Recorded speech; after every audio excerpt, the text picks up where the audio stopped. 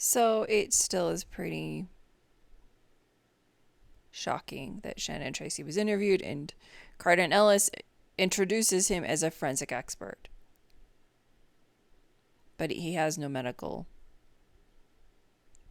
or FBI training at all. So it's just very, very not true. But John Pickrell did study the skulls and decided that the skull buried as Hiram Smith was Joseph's. I agree with that. As a cardiologist, he knows more about anatomy than I do, but he has no training in identifying people in photos or forensic techniques. From everything I study from Millie and Chanel brother Joseph Gann, they used photoanthropometry, which was never universally used by the FBI, but it's not a good technique. It has a lot of flaws, and they didn't take classes in it. But lives in Wyoming, and he's a member of the church. Cope D. Nordcross, Order of Knowledge, basically anti-doctor. Again, helped out with Millie Chanel brother Joseph again. And he also concluded the skull buried as Hiram Smith is actually Joseph Smith. Now, they both know more about anatomy than I do. I highly respect their opinion on the skulls. And I agree with what Shannon Tracy, with Dr. Vandergraff and Niles Harrod, who is a maxillofacial surgeon, part of the maxilla is broken. Like, I watched this and I more or less I wanted to be interviewing and explaining the work of, like, he never says the name Dr. Vandergraff the last few interviews. Like, I think he's forgotten the guy's name. And Dr. Niles Harrod, who was a maxillofacial surgeon. And I'm glad that most of the interview actually was pretty good, but I just don't agree at all with the scannel daguerreotype. And then lastly, it is a gastroenterologist. So it was these three men that wrote the report, acting as if they work in forensics. They don't. He's a gastroenterologist, and they're all from Wyoming. Shannon is in Arizona. But yeah, he paid Zygote Media. Zygote Media had worked with Dr. Vandergraff. Like, that was a totally different situation with the skulls within Search of Joseph. So then you get to 5, 6, Joseph Lyons, and then the bioarchaeologist that the Community Christ had worked with before Shannon did anything. Had already looked at. So again, I just wanted to, name the bioarchaeologist before you did anything. But I'm not sure in what Locke Mackay worked on if they were quoted that much, if at all. Because again, I'm sure he paid them and had the report, and so when he writes something, he can quote as much as he wants or as little, which is what a lot of these people do. So basically, he wrote a book, paid people, and then got to quote what he wanted. So Dr. Vandergraff and Niles Harrod didn't get to write. They did actually, and he did quote them, so I respect that. Actually, at the end, and he kept that the same. So those are the things that are much more legitimate aspects, but the non-legitimate part is him being called forensic expert. Okay,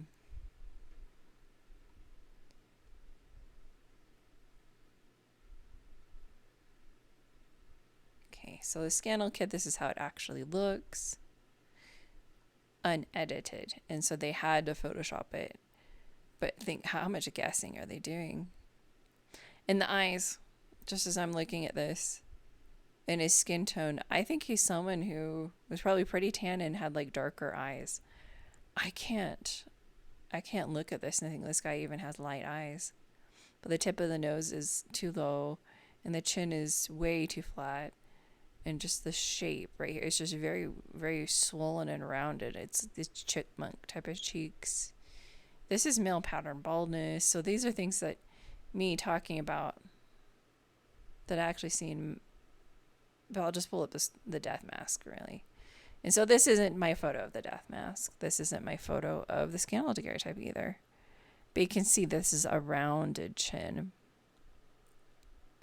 the shape of the bottom lip, 100% different. The upper lip, totally, totally different. This guy is much fuller, a very full upper lip. And very young. But yeah, in all the artwork, you can see these blue eyes And then probably Pratt said he had blue eyes, and a lot of people said Joseph Smith had blue eyes, so he had lighter eyes. But the tip of the nose is actually higher. And you can see that from the profile. You can see the angle of the nostrils, they go upward. Whereas Hiram Smith's tip of his nose is lower. So they both had a big nose. Hiram's nose was bigger. It was longer. But the tip of the nose was lower. And you can see that rounding of the chin. You can see that in the artwork. But some people just can't, gastroenterologist, cardiologist, and ENT doctor, they aren't trained to see the minute features of someone's face, and that's to think artistically. That is more of an artistic trait, really.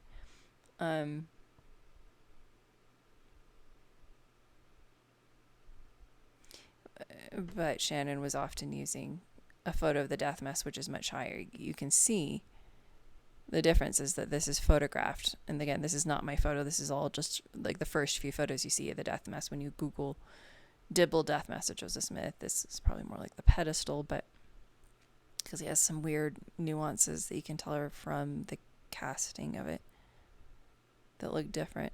So then the tip of the nose looks lower, like a Scannel kid. And then the chin looks a little bit smaller, but it still looks rounded to me. And Joseph Smith had high cheekbones. This kid has very flat cheekbones, flat chin. So I don't see any of that stuff. And you can see his hairline. So this is, June 1844, Lucian Rose Foster took his daguerreotype. And he wasn't in Nauvoo until April. And then I go through the timeline and I'm, contending, like, I think he was there long enough to do something that took 5 minutes. Of the man he's on the presidential campaign for. And the trail. He's on the presidential campaign trail. So they all were sent off to get out of Nauvoo. And a lot of people say so that the 12 wouldn't get killed. But then other people think that's evidence of them trying to get Joseph, So, but the person that was really mean to me yesterday, I went ahead and just blocked. I'm like, okay, I know you've followed me, and I've always wondered, this guy's something stripling warrior, you are, I know you don't care about my photo, but it was very surprising, but not, that people were getting all upset in the chat, being like, Brigham Young did not, just really defending Brigham Young. So obviously he's not, from the other people's comments after I blocked him, he's really going off on things unrelated to this video, which again, most of the video I actually did agree with, even though I overall just didn't like it. But the stuff about the skulls, but I think it was bothering me more because I'm like, I should be doing this. I should be explaining the study on the skulls that I do agree with that he did. There's so many aspects of things I totally agree with, but with this guy that was being really mean yesterday and very put down-ish, condescending. Why don't you just go to the temple? Why don't you just give up? Why don't you just give up? And someone last week that was way mean. I mean, that comment in general doesn't hurt me, but it was just bringing up and just how I was treated for hours. It was awful. Just so mean. You can disagree nicely. You don't need to be hateful and mean. But if you think someone did something really bad and you're paranoid and scared,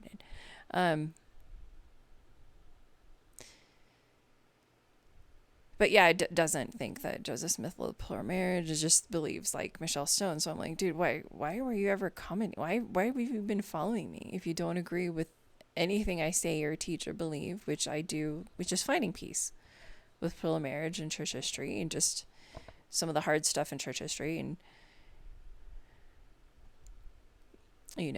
we've got Zelph on the shelf accusing Brigham Young and 3 other apostles of marrying children. And then I went through all the evidence to see who their wives were, when did they have kids.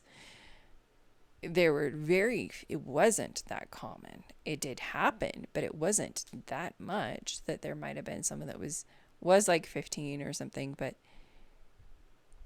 Brigham Young had said, no, you don't cohabitate and make babies until they're 18, and they all followed it.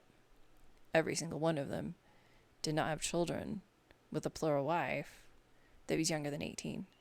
So none of the wives were younger than 18 when they gave birth. But there was one that was right at 18, or one or two. Not that many.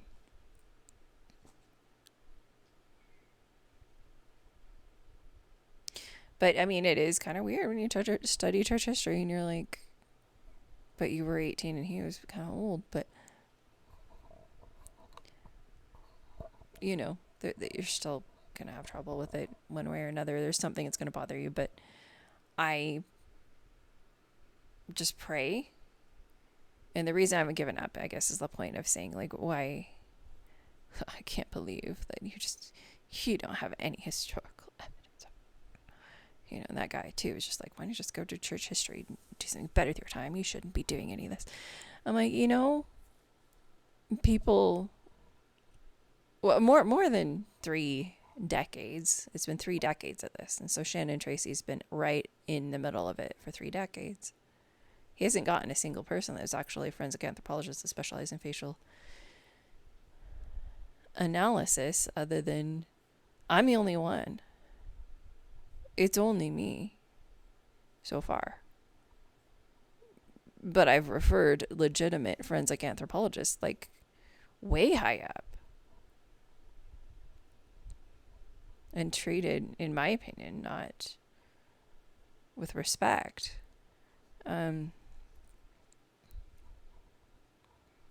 But it's just been me.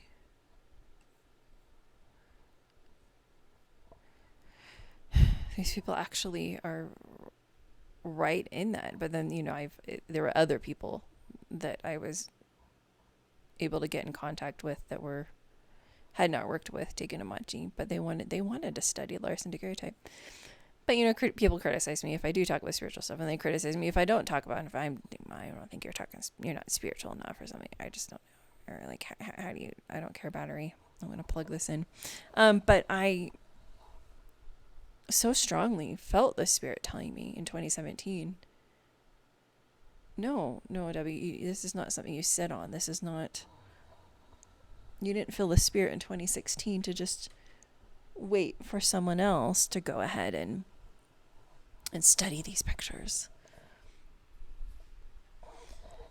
I definitely know in 2017, the Scannel daguerreotype, people had plans, and they had already gotten their hands in with Deseret Book.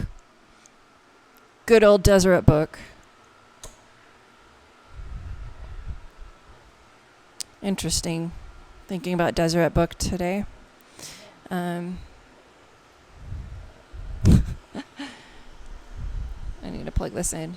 They've been selling a painting that is very obviously based on the Scannel daguerreotype, but people think that there must be some historical evidence because of King Christ found it, and someone said they thought it was Joseph Smith. Like, how is that it is not any crazier than the story of my picture, the story of the Scannel daguerreotype. Because artist Parshall did research that Scannel family that donated it. They never lived near the sons, but guess who did live near the sons of Joseph Smith? When they would have made a copy, when this was made.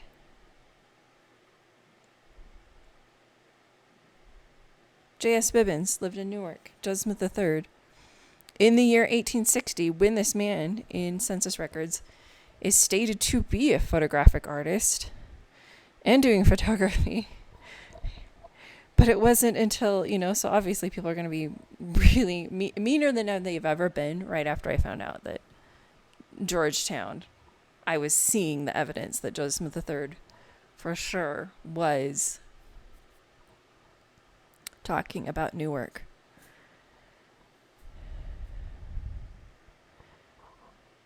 Well, in 1880, referencing 1887, but in the fall of 1860, he's talking about Georgetown because Newark, Illinois was called Georgetown for a long time. So basically he married Bertha Madison from LaSalle, which is really not that close to Plano, but she was went and traveled right up there, and she was part of the Eldest church, because there were a lot of members of the church converted by George Albert Smith that Joseph III talked about in this, when he is referencing or reading his journal, whatever, in the memoirs of President Joseph III about October, fall of 1860.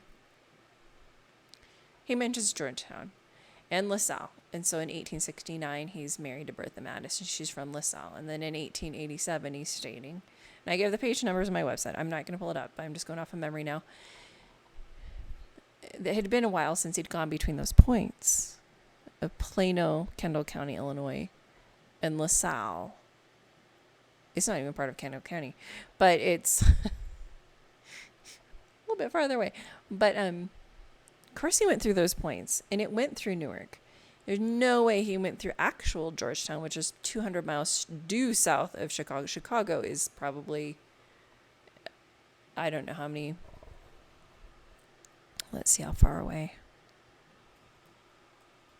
Chicago, Illinois. Let's see how far away it is from, or let's just pull up Georgetown.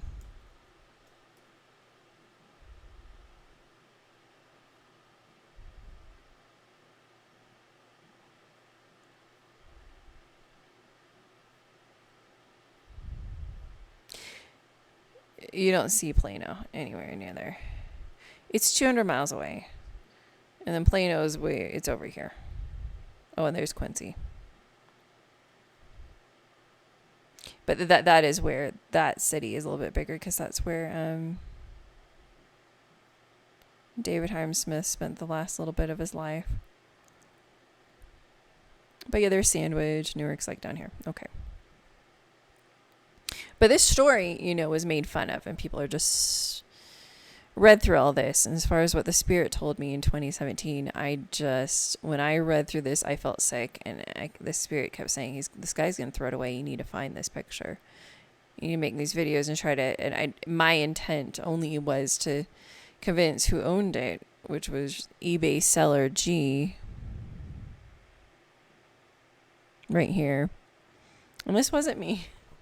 This is not someone I know at all. He's not at all. He's like hippie-ish. He's not into the church of Jesus Christ of Latter-day Saints or anything else. This is the Wayback Machine. This has a lot more provenance than the Scannel daguerreotype. But this is so many people. Ben Pratt, Jared T, S.C. Taysom, Ben Christopher, Kevin F. But it's like, because what Jared T said, none of them are going to be positive. The real Joseph Smith. Like number 9, you're going to say why you think this is me. This is crazy. And then they're all yelling, calling him a fool, a tool. I'm going to sue you for $1 billion. And it just extremely contentious. But I literally just felt sick to my stomach.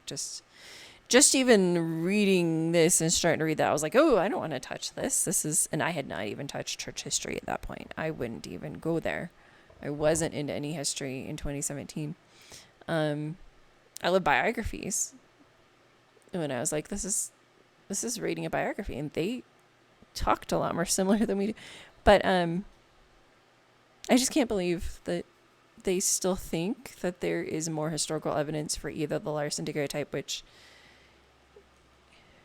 only has evidence to 1992. Mine has evidence to the year 1860. It was 1910 when Joseph III talked about the daguerreotype to the Salt Lake Tribune, but Emma Smith is planning to go to Plano. Okay, so you can see Georgetown is like way the heck over there.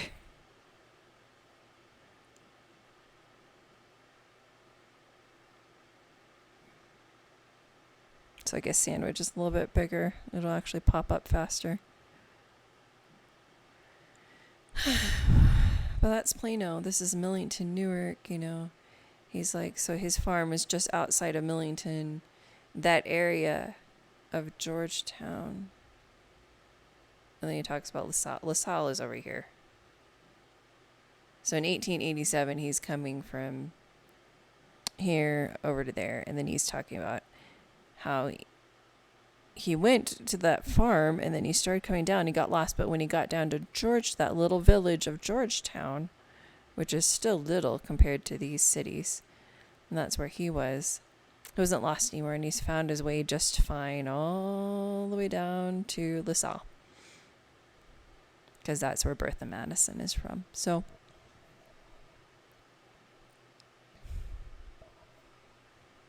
I mean, I've spent 7 years looking at census records for J.S. Bibbins, who lived here in Newark.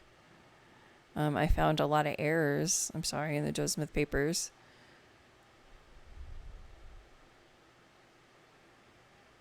Well, they just get just a little bit confused and say that Joe Smith III left Plano in 1870, and then he went on. See, here's the 1870 census. So this is what they look. That's what I was mentioning, is that it says Little Rock, and they're like, oh, he moved to Little Rock. Little Rock was the township, just as Big Grove was the township that Joseph Slocum Bibbins lived in. But that township encompassed the township of Little Rock, encompassed Plano, and the township of Big Grove encompassed Newark. Can have maps down here, but these eyebrows, these little details, that's what convinced me in 2017, especially the eyebrows and then the eyelids, saying this is a heavier eyelid. I don't see a deep crease. I see a deep crease right there coming down, but there's like that second crease. There's a crease there. So someone with some wrinkles, that's Joseph Smith. He has some aging. This is that heavy eyelid, but this is a much more deep eyelid. And this nose has that bump. That nose, you see the bump. And when I trace the nostril shape, I mean, you could be like Curtis and just do that, right? But obviously, light is coming from below. Light's coming from above right there. So I can tell that is that right there. That's what I trace, right? And that looks like it's missing, but ironically, you look at the painting, one of the nostrils looks smaller, one of them looks bigger, I think, because they were looking at the daguerreotype that was blown out on one side. The forward-facing painting is evidence that he did use the daguerreotype to sustain it, not to base it on anything. But you see how deep that shape is right there with that eye. And this line, this actual scar on the nose, falls right into place right there. And there's a scar. And you can see some evidence of the scarring coming over that far as well. And you see the shape of the lips have this shape, but then it gets thinner right there. Then it comes up and it gets thinner. You see that. But he does have a pretty nice, it's just the shape of the lips match a lot better than the Scannel daguerreotype, but that bottom lip matches that shape. And then it kind of droops a little bit right there. Whereas this just comes up just a little bit higher on that side. There's an indent right there. Not in the exact same spot, but then again, his body's swelling, being frozen now, apparently, according to Shannon, and they've also stitched him up. So I think that's the biggest thing as far as the hairline on the left side and the damaged left side of his face and everything. But the chin, that's a rounded chin. That is a rounded chin.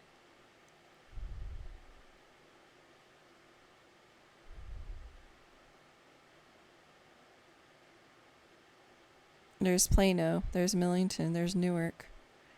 But then now I understand. I know that Joseph Smith III is located on the Fox River, a few miles from Millington, Georgetown, in that section of the county known as Mission, LaSalle, and west of Ottawa is a region this is. So then when you look at a map, this is a huge area. But here it is, page 55.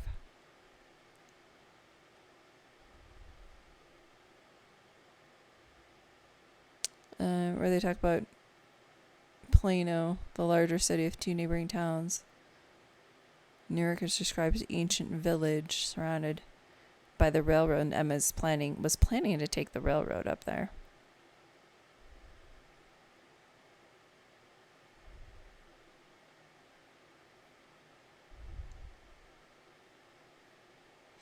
But here you go. So there is a city called Little Rock, and there's a city called Plano, all encompassed by the township called Little Rock. Just like Newark is encompassed by the township of Big Grove, and they are all in the county of Kendall. So when you look at the census records, it's always going to name the township. Scannel Kid isn't Joseph Smith. It doesn't have more provenance. It does not have more historical evidence than mine.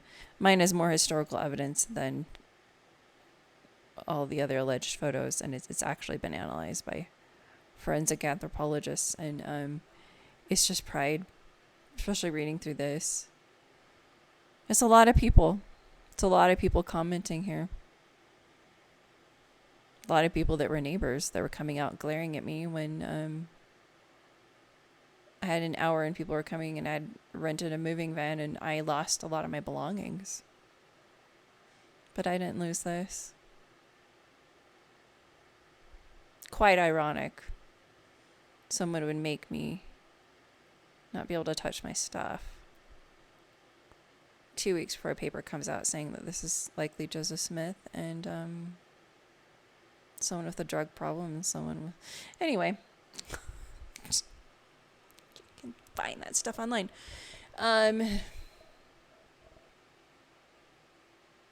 It's just unreal. It's unbelievable, you guys. And I understand this is unbelievable, but people have been praying. And people were praying, and for whatever Deseret book decided that they are pro-Scannel daguerreotype. They're still sort of selling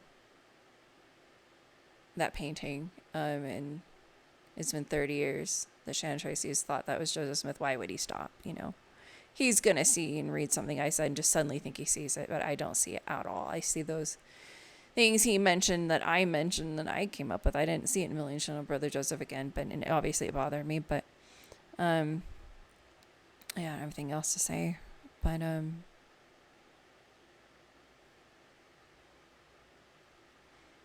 there's no way in heck that Joseph Smith III is traveling from Plano over to LaSalle. Why am I having trouble seeing it? Where the heck is LaSalle? But you guys have a good day.